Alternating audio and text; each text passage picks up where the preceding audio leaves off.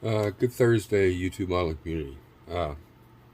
Real quick, I want to try to blend a few of these segments together, make one video. We are ready to mask the body for paint. I've got the paint mixed. I'll show you the color in another part here. And I've got the compressor ready to go, spray booth ready to go, and the body's ready to go. I just wanted to show you real quick because I did run into some issues. This will be the final ride height. The customer has approved this. This is as low as I can get the front because the tires are so wide that if I turn it up here, I got the exhaust dangling until I get the motor in. I cannot take any more away without going into the lower control arms or the tie rod ends or anything like that. I mean, there's a hair there, but legitimately there's not because of all the parts and components. I can't get thin enough to where I could get these tires inside. Now they look like they're sticking out, but they're not. If you look down the side view, it's right underneath the lip of the fender. Same way on this side. If it'll focus.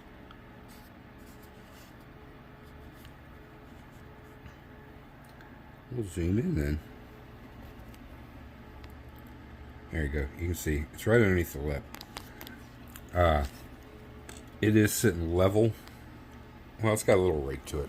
You get back here, you can see it. You know, you can tell there's a little rake to it. Not as much as I wanted, but the vinyl top is done. Has been matte cleared.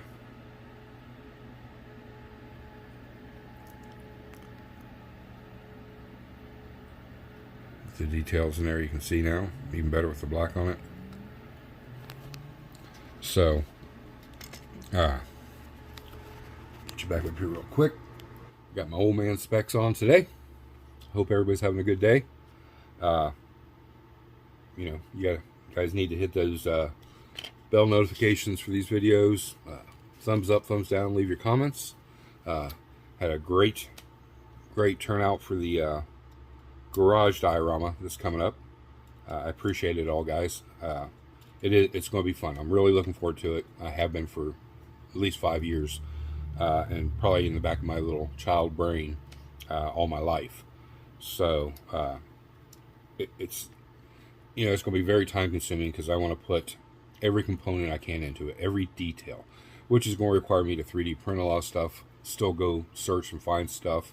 I've got the bulk of the components other than a few items, and through the generosity of you guys out there, I've had several gentlemen reach out to me, so I'm going to be able to obtain all the other pieces, the big pieces anyways, other than what I actually have to build from scratch. And then detail parts are just, you know, if I don't have it, then I'm going to look for it, or if I can 3D print it, and that way then I can, you know, return the favor by putting a few of those items out there for you guys to buy up for maybe your diorama or just to have. But we'll keep you updated on that. So I'm going to stop this video here in just a minute.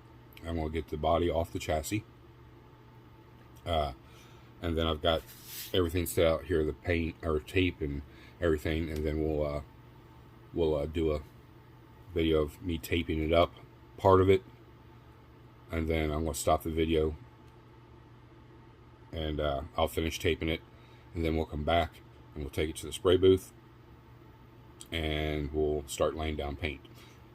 Again, at this time when you start laying paint, you want to put one good coat, a cover coat on everything, and then let it gas out and then check it. You want to make sure that you don't have any big pieces of dirt in it or anything like that.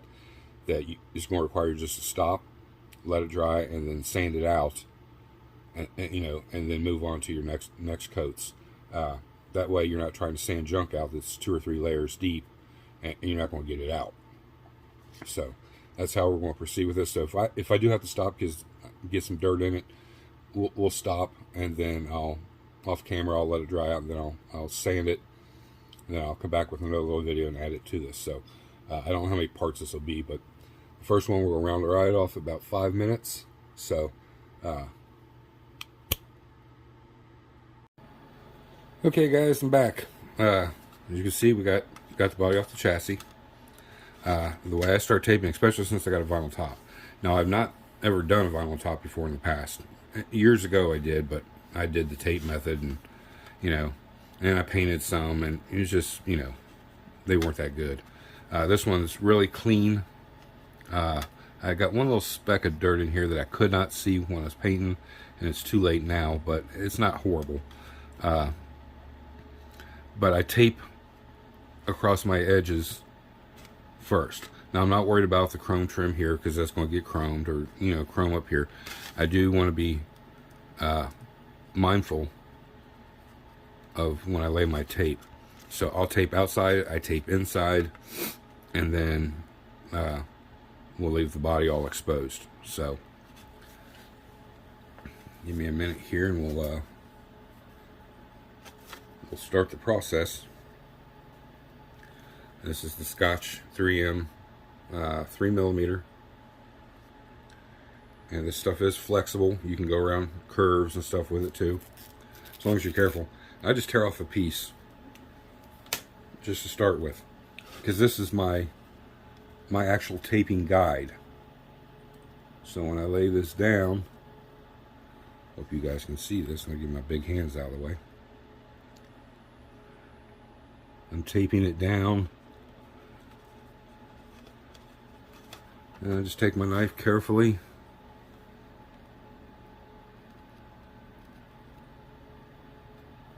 and cut it loose, and I can tuck that just using my knife.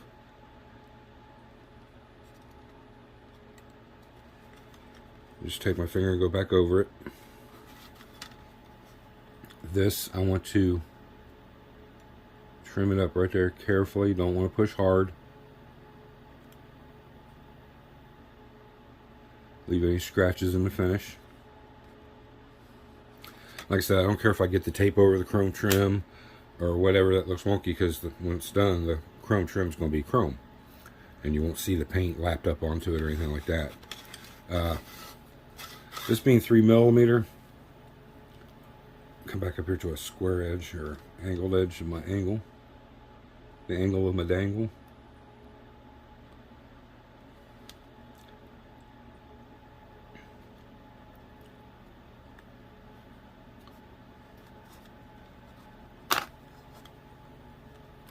And I just let it run the way it wants to lay, without forcing it to curve.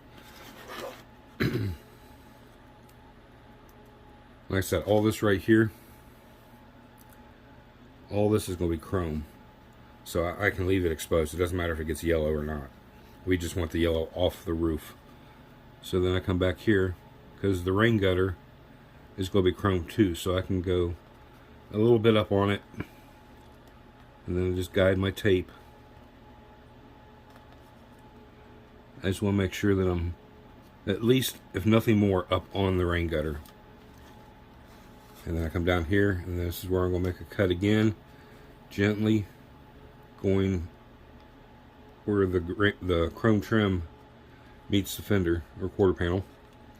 That way I don't get any tape on the body part. There we go. You guys see that? And then I use my little piece here. Don't want to waste it.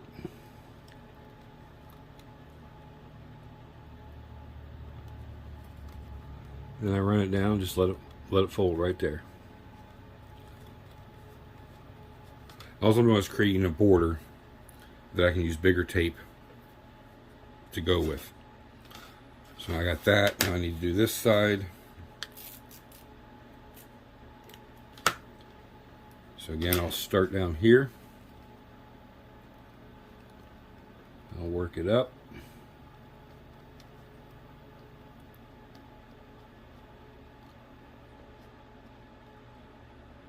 And over.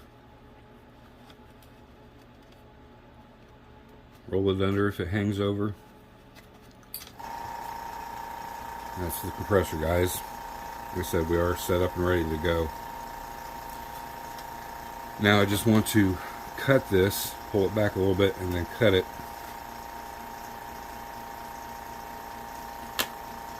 Now I can use this piece to go up the A-pillar.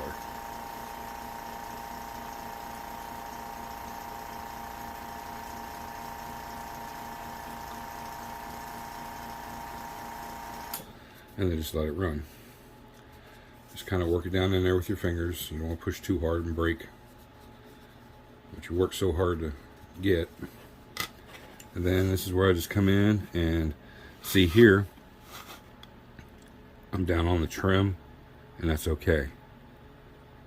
But it's covering where the vinyl top comes down the A-pillar, and that's the main thing. I just want to make sure that everything's good and tight. Edges are closed up, no wrinkles in it where paint can bleed through. This side the same way.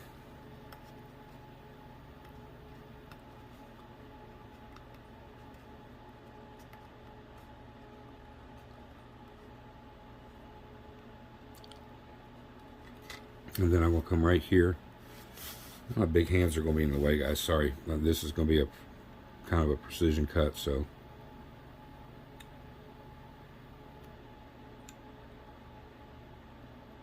There we go. So you can see. So now I got that. Now I want to mask across the back.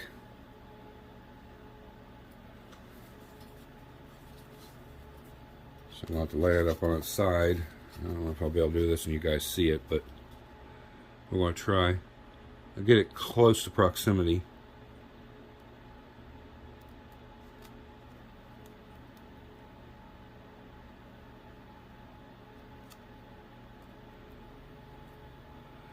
And then just lay it down in there. And this is where a little toothpick comes in handy. Just take your toothpick and run it down your tape. It'll smooth it out and it'll make it conform into the shape you want. And then I can fold it over the same way. And then I can carefully trim off.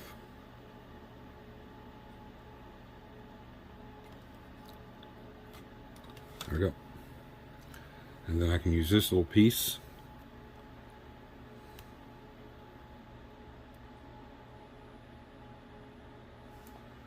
I always have a piece of glass to stick my tape on.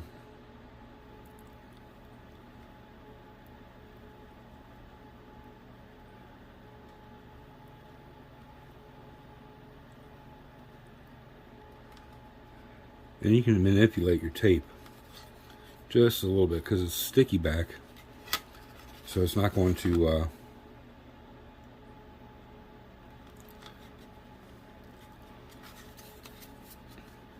it's a little forgiving, I guess is the word I'm looking for.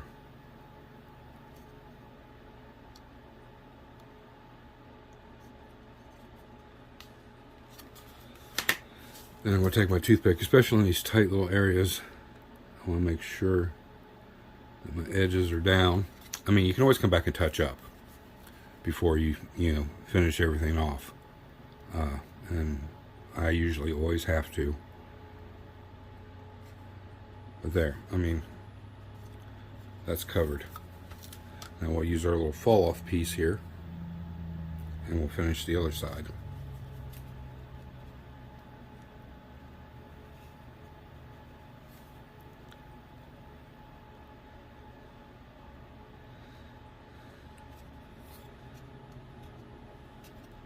Like I said, if you hang over an edge, like in here, just fold it over. It'll always give you something to grab hold of when you're done to pull the tape back off. There's nothing more. And then I come through right where the chrome trim meets the vinyl top.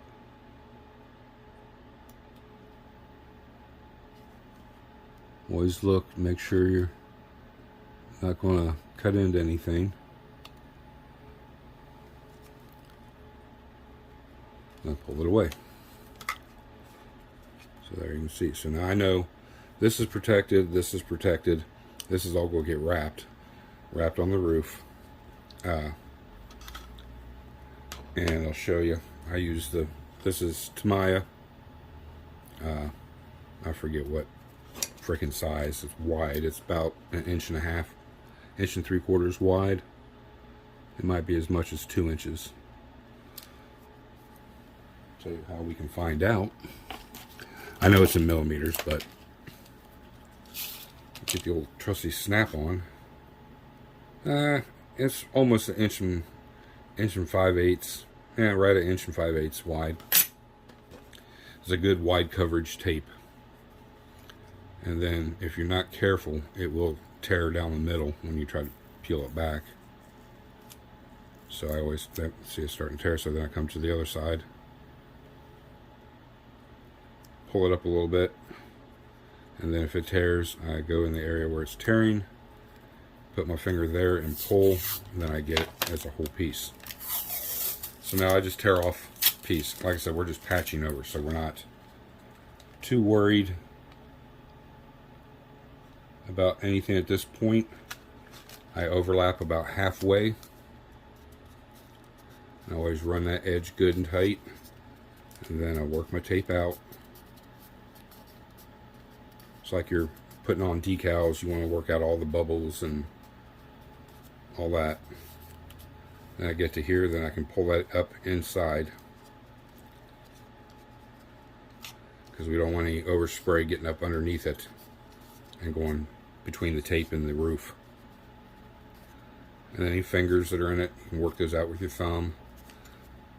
Here, I'll wrap that like that, and I'll leave it kind of sloppy right here, only because I'm going to take my finger and pinch it together. That way it's folded over on the inside, and my next piece will take care of all that.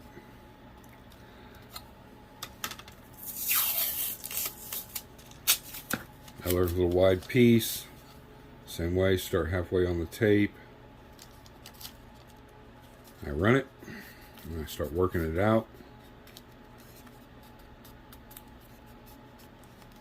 I tuck the front, that way I don't have to worry about anything else.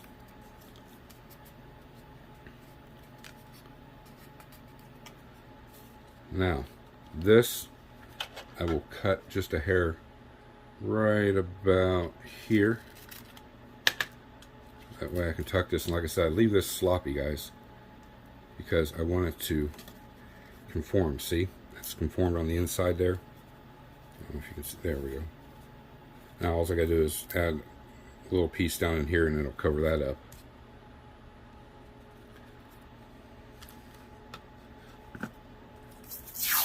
And then I'll take little pieces at that time, just, you know, a little strip. Doesn't have to be specific. You know, certain width. We're just putting and covering the area right now.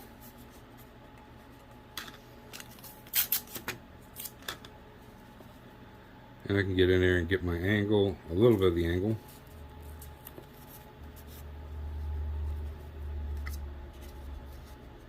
And see that I'm getting the coverage that I want. Then I can come back and lay a piece like that. I get that whole B-pillar covered.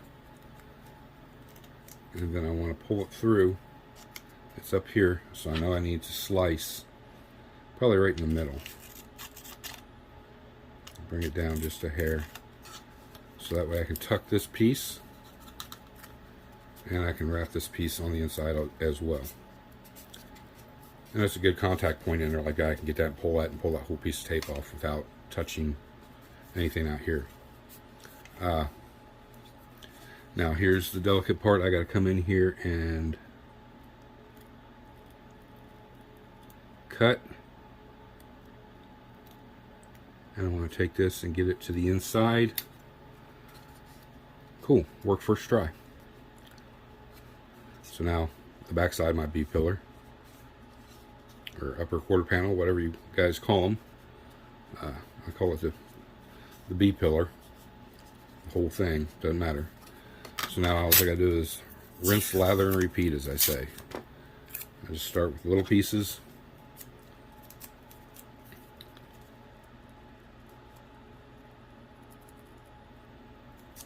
Get it overlapped onto the tape. You don't have to be precise, but as long as you're overlapped, you know you're okay. Because I come back over top with the 3M tape again to make sure that doesn't let any paint get underneath there. This is just a good coverage tape, is why I use it. I also tear off a little piece and put it on a piece of glass to put dabs of super glue on, or if I'm touching up some paint, just a little drop of paint on it. So, multiple uses. And like here, you can scoop back, that way you don't have to trim. There we go. Bring it up and over. I can make a little relief cut right there. Tuck. Just make sure it's down good. When we get this roof tape, guys, we'll stop it there. And then I'll get everything ready in the final layer of tape on it, and then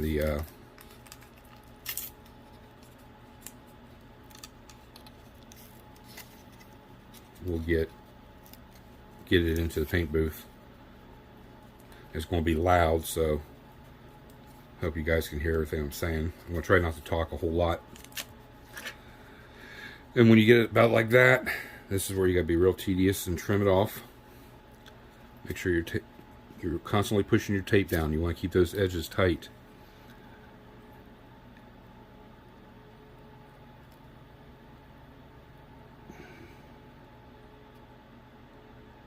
And take your little piece of tape, tuck it to the inside. And then you can even take your toothpick and kind of go back over it. Just kind of rub it like you would do bare metal foil. You're just burnishing the edge. That way, nothing's going to bleed through. That little area where you see black, that's the chrome trim right here. So I'm not worried about paint getting on that, because like I said, at the end of the day, it's getting chromed, and it's not going to matter. The chrome will cover it. Same way with down in here. Same way with this. This is going to be chrome. The A-pillar and the cozy wings. The front trim, chrome ring, or chrome trim around the cowl. All that's getting chrome, so we don't care about getting paint on it. We just don't want to, as much as possible, not get any paint up on the roof.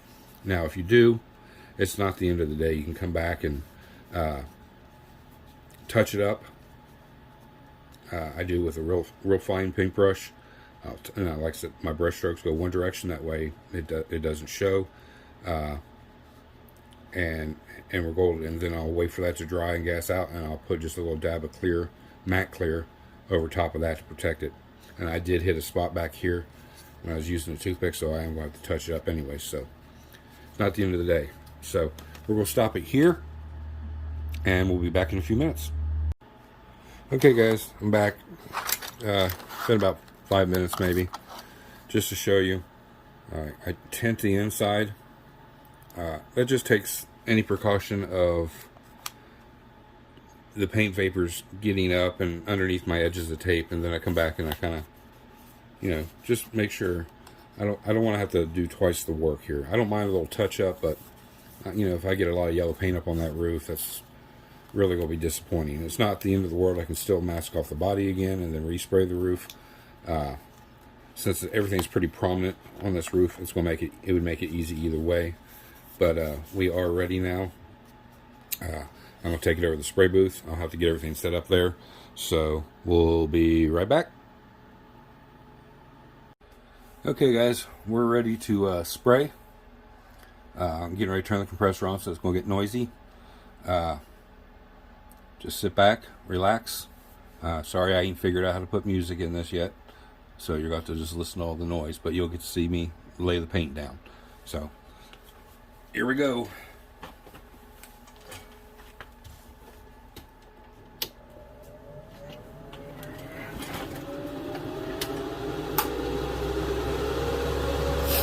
Well, like I said, I've already pre-mixed the paint. That is the shade.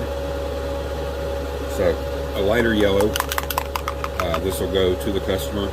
so if he ever has to do any touch-ups, he has the color that's left.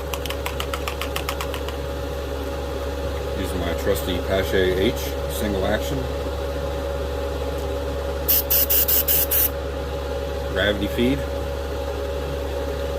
I'm not a big siphon feed guy. This has already been strained, filtered, whatever you want to call it, into this bottle. Grab a pipette.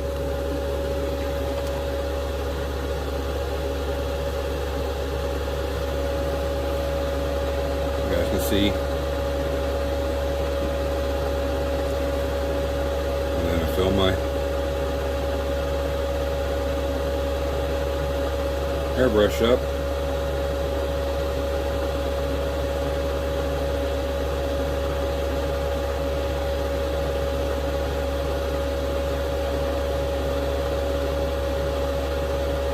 And just set that to the side.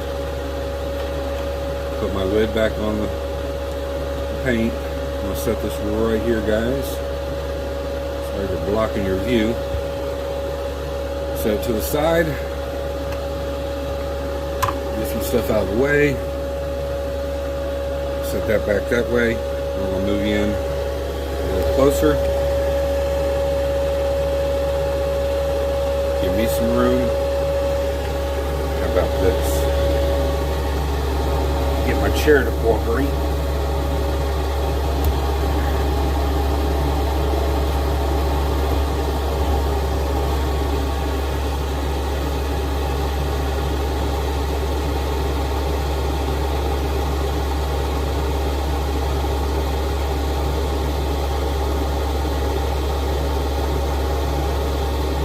There we go.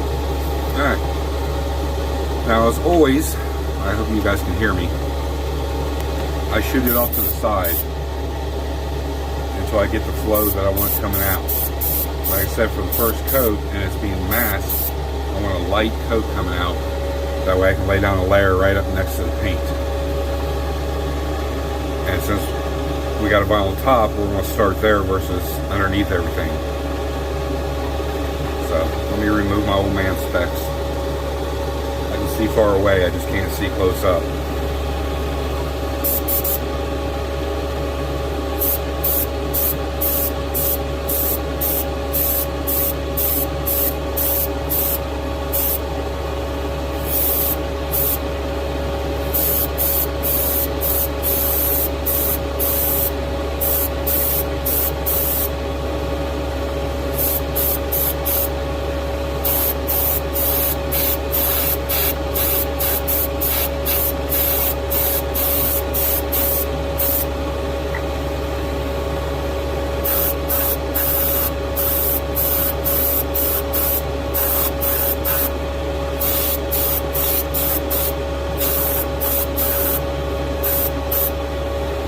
So I'm just going around, getting the tack coat put up against where the tape is. And then we'll start off and get all of our other stuff.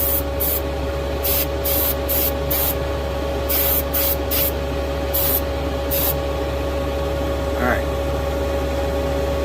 A little bit more right there.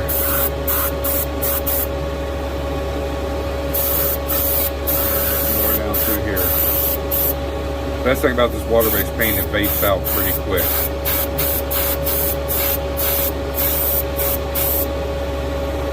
So now I got that. So now I can come back and start hitting my fender wells. Even though on this car it's got chrome trim, on my bottom side, front edges, tack coat. We're not worried about the engine compartment. That will be black. But we do want our fender wells. We want to look up in there and see gray primer. It's just a preference for me. You don't have to worry about it if you don't want it. Or you can get in there and hand paint it or mask it off and paint it black. But for me, I like to get the body color up in there.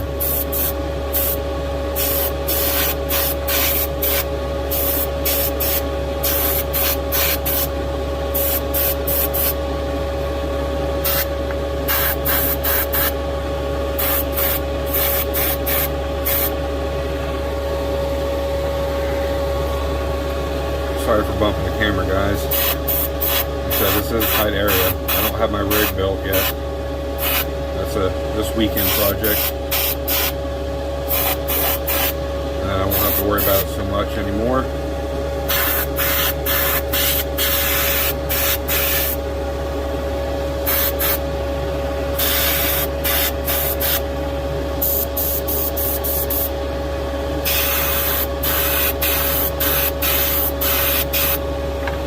And it's a little too light, so open it up a hair more. There we go.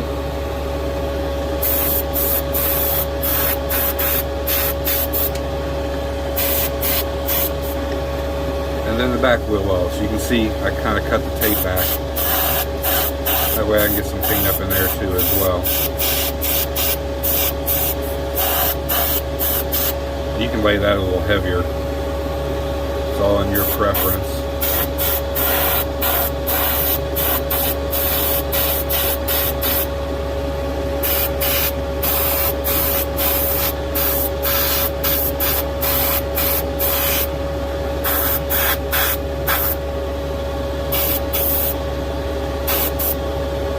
Alright, then we just come back and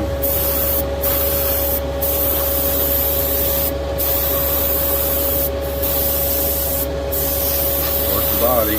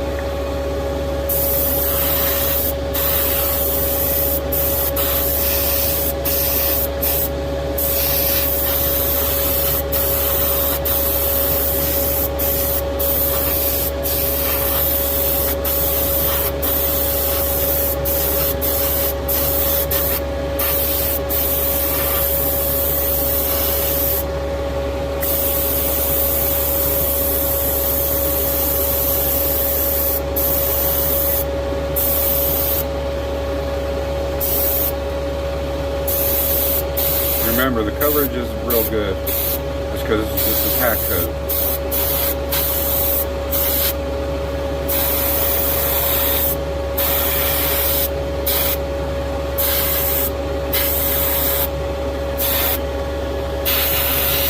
I will mask it off and paint the back in here, the back plate. Probably should have done it, but it's harder to cover that up afterwards. It's easier to mask everything else and just spray that area. Then I come up here and finish it out on the quarter panels. Then work my trunk. Try getting down in my body lines, all the cracks.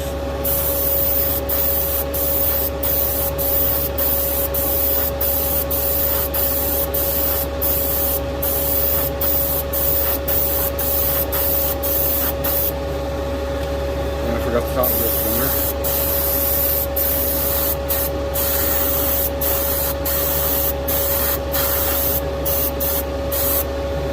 Now, where I started is already dry, so I'm going to come back and just hit that again a little bit. That way I ain't got to worry about any bleeding.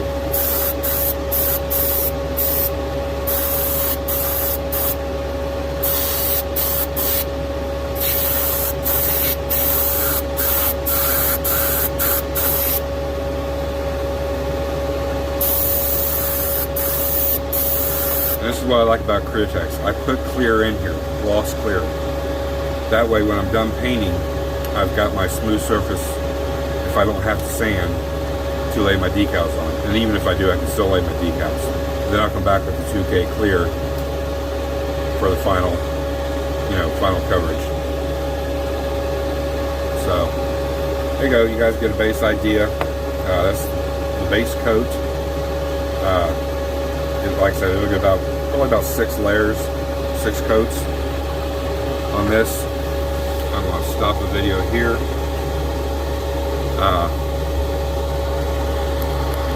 Get you out of this thing.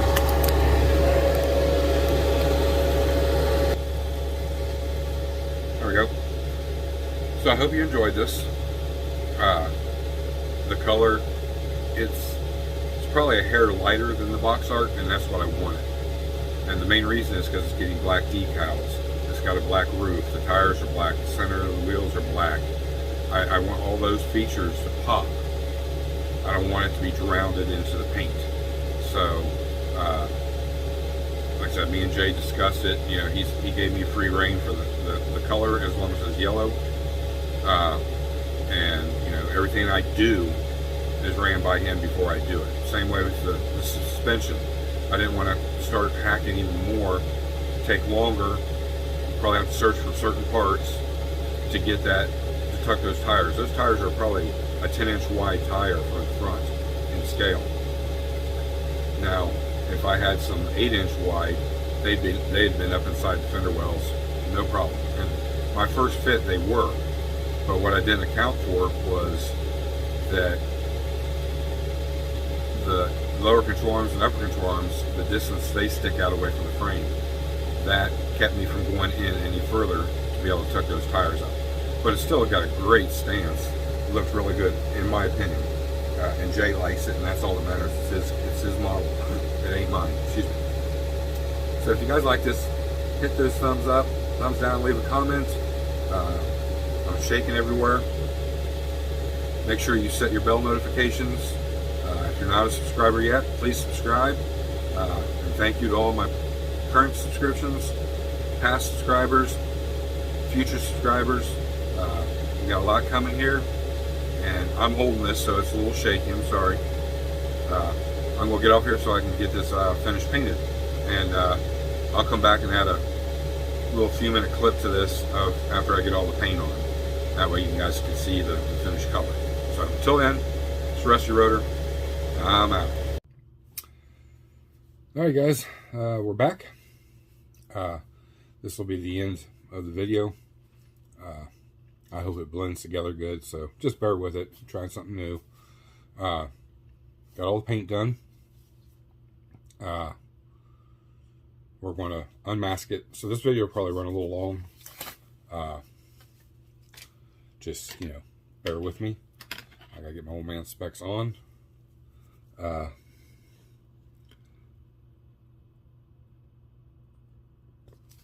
gonna try to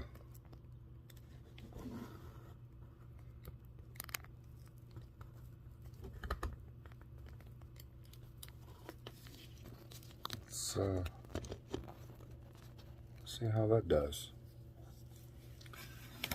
So you can see it's all painted.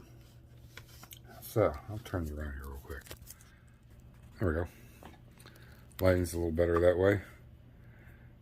So you can see the shade of yellow. Microscopic junk in it, and just a few little, not even a few, just a couple little areas. Other than that, it laid really good. You can see the texture of the paint there. Really smooth. That's what I was looking for. With Createx, you kind of gotta, well, this is Wicked Colors, so same thing. You just gotta be patient. You know, lay your coat, let it gas out, see how it lays down. Don't get carried away and say, oh, it's got, and, you know, then you got a big mess. So always let it gas out, and, you know, haze over, and then look at it real good. And the best way to do it is like this: your phone, your camera, and get up close. You can see, you know, if you have any imperfections that's really going to matter that needs to be fixed. What little tiny ones that are in this, you probably won't even see them after it's cleared. I did have to go back through and sand the hood down. The hood's done now. Turned out good. I got one little speck, two little specks of junk right there, but when that's cleared, you're not going to see that either. Because, I mean, we're zoomed in and magnified here. So, the paint is still a little tacky. So I got the old trusty glove on. I don't want to put my hand on it, put a fingerprint in it or anything like that. So we're going to start unmasking this. I'll turn you around for.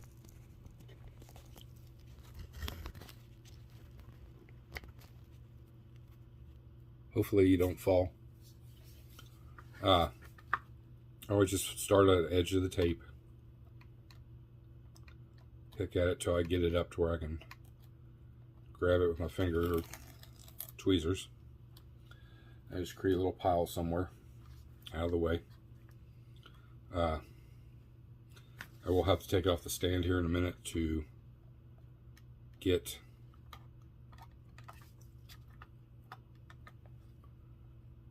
it all off here.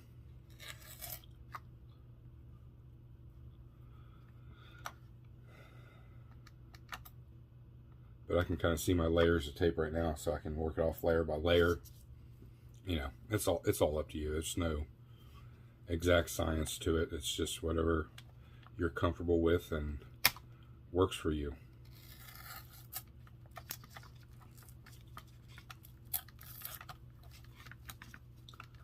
I mean, I am dry enough that if I bump into it, it's not a big deal. It's not going to budge it up. That's up underneath that mask, so and I'm going to hold it up here because this area doesn't matter. And we're going to get it off of here, and we're going to get a real quick a clean paper towel to set this down on. Get our hood, and I got the upper core support painted. I know it's just the tabs that are a body color, and this would be black, but I want this body color. So it'll break the monotony of the engine bay out of being black, because it'll be a flat black in there, and this, you know, bring a little color splash into the engine compartment other than the engine, because we're going with a stock engine, so it's not going to have a lot of flash anyways. So this is a good area to start. Get my inside masking off.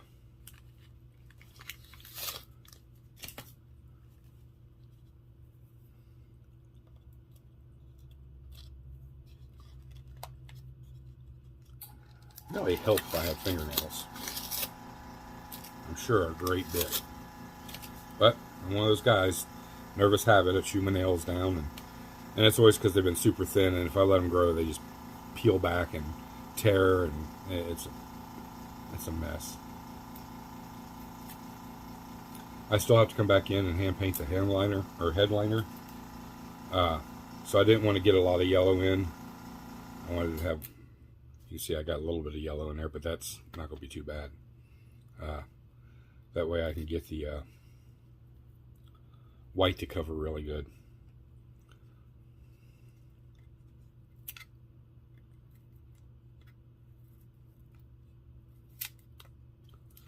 There we go. So now I can peel that back, grab it. Scared me there for a minute. I thought I put a fudge mark in it. So it's starting to come alive now.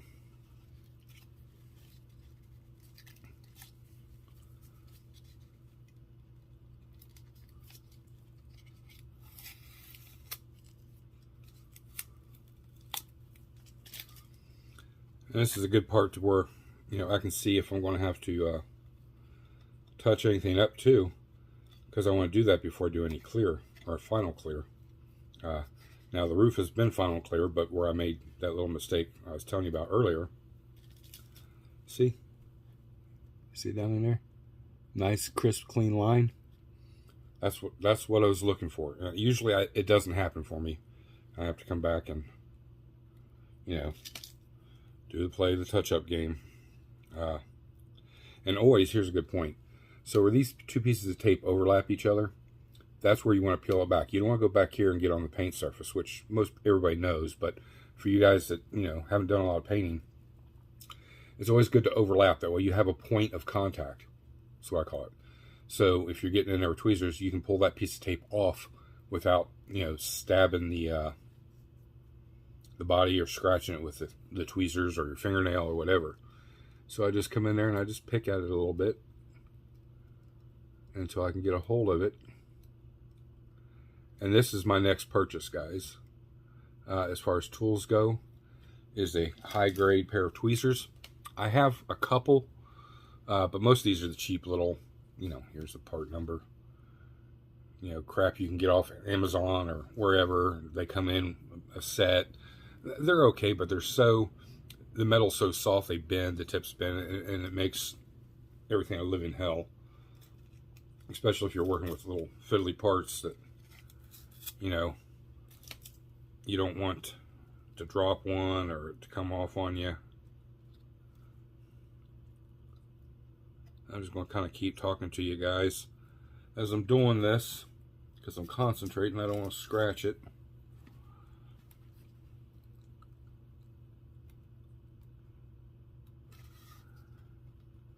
And the other side, I did bleed up onto the black a little bit.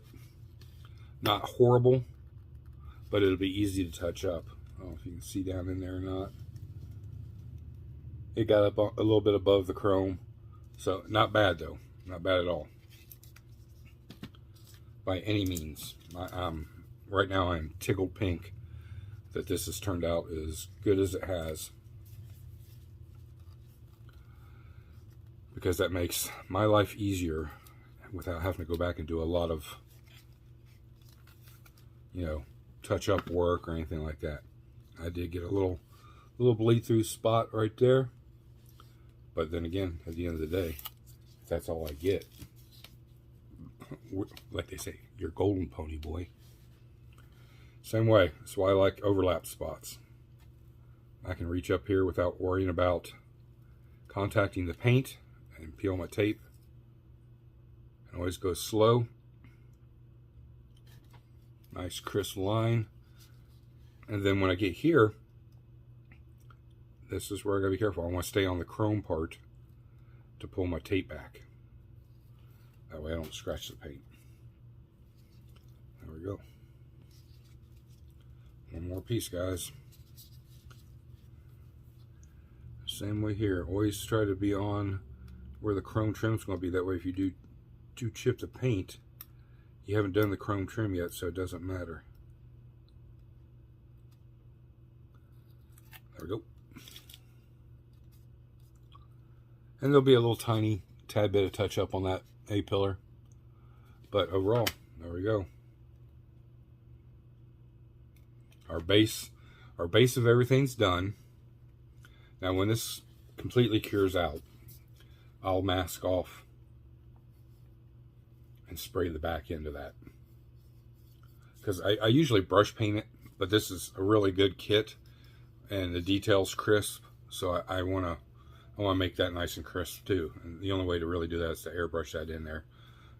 Brushing, it gets a little too thick because it's a small area and it looks kind of bad.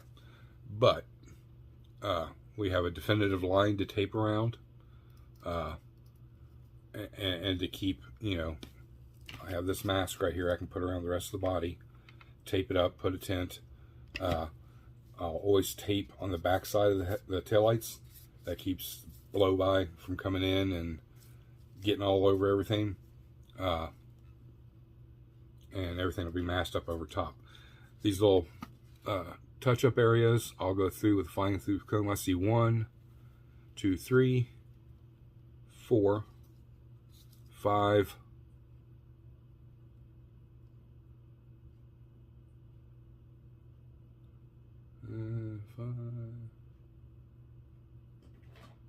5 areas of teen, and that's just the black. Nothing on the yellow.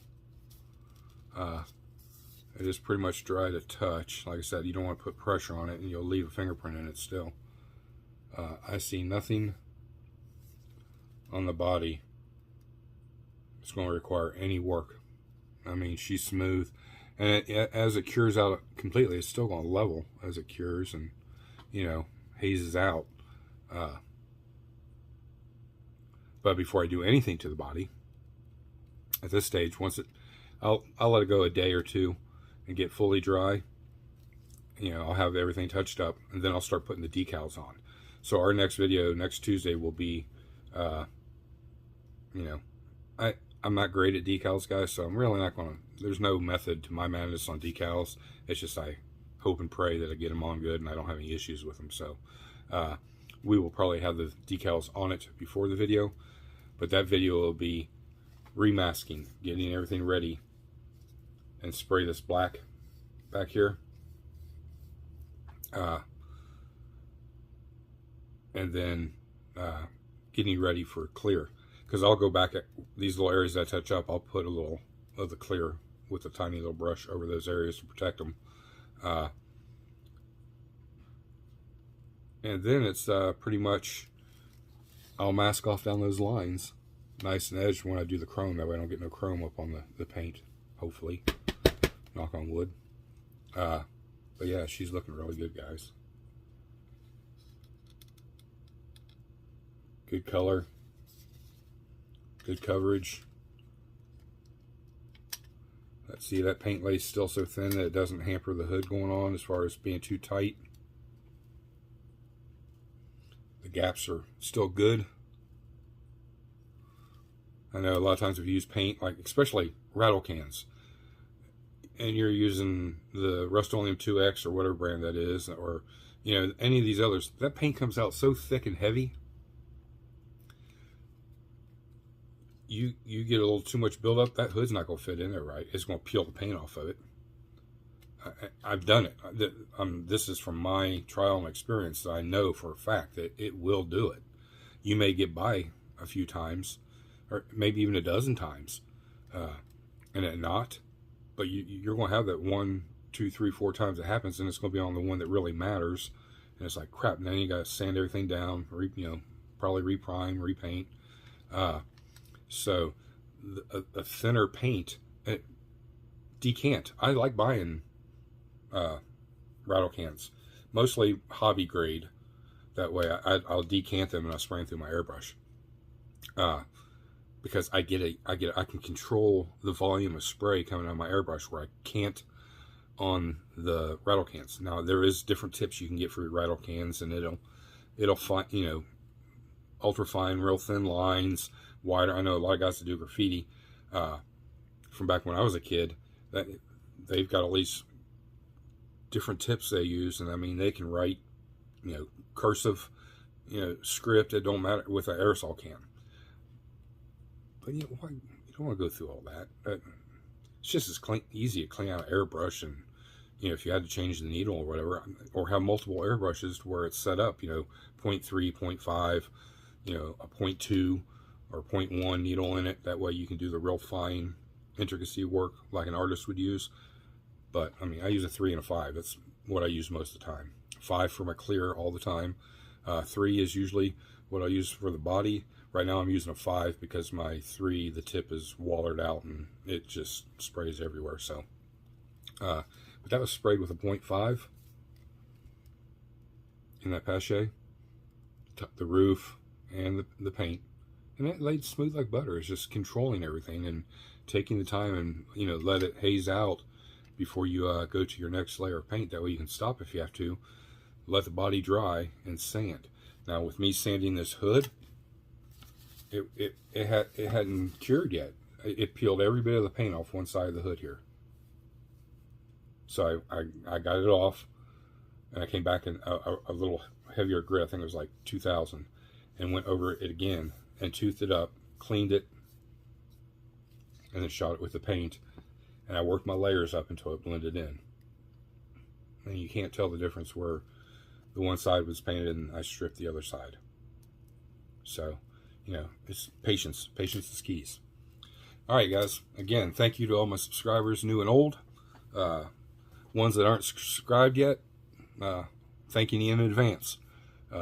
You guys hit that bell notification, thumbs up, thumbs down, leave your comments, go to my email, leave me a comment there if you want, if you don't feel comfortable putting it out there in the general public. Go down, check out Mark, Hobby Nut Models. His link's always in the description. He's always got something. You're not going to go and not find nothing. You'll find something. And pick it up. Get it. It's going to help me, and in return I want to help you guys out. Via content, giveaways, so on and so on. Same with Ryan Jones. Go get you a set of wheels, for your next build. Like I always say, you're not going to be sorry. They're great wheels. For some reason, if you got a issue with Ryan, you can always contact him. He hashes things out. He makes it right. His subsidiaries, Iceman's Collections, Joel's, Joel, you know, he does a lot of printing of Ryan's files. Same way with VCG resins. Both of them are excellent at what they do. So not only are you getting Ryan's product, but you're getting one or the other, Joel Eisman's or VCG resins. They're the ones that's doing the printing. They're the ones making any modifications to the file for their method of printing. So at the end of the result, no matter who you're getting it from, you're getting top quality, you know, a product. This was it Chuck's Hobby Spot. I love his work too. The guy does excellent paint work. I try to mirror him, and you know, and follow in his footsteps with his painting and his process. So hopefully one day I can get at his level. But he just did a review of Eisman's Collections engines. Now, some of those engines are the ones I have because they all come from the same place, the same person that's selling the file. Everybody is key on the way they print and how they set up their slice and everything else. I'm not at that level. Like I said, I'm not a good 3D printer. It's good because I can compare it to the real good stuff and see if mine's close enough before I give it to you guys, or before I'd want to use it in my own build. But I'm not at their level.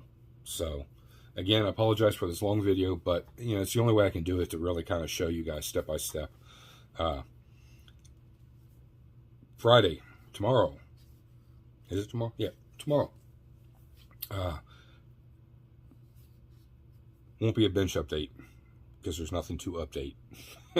I'm running behind. I didn't feel good for a couple days, so I kind of just, you know, tried to get better and just did a few little things in here.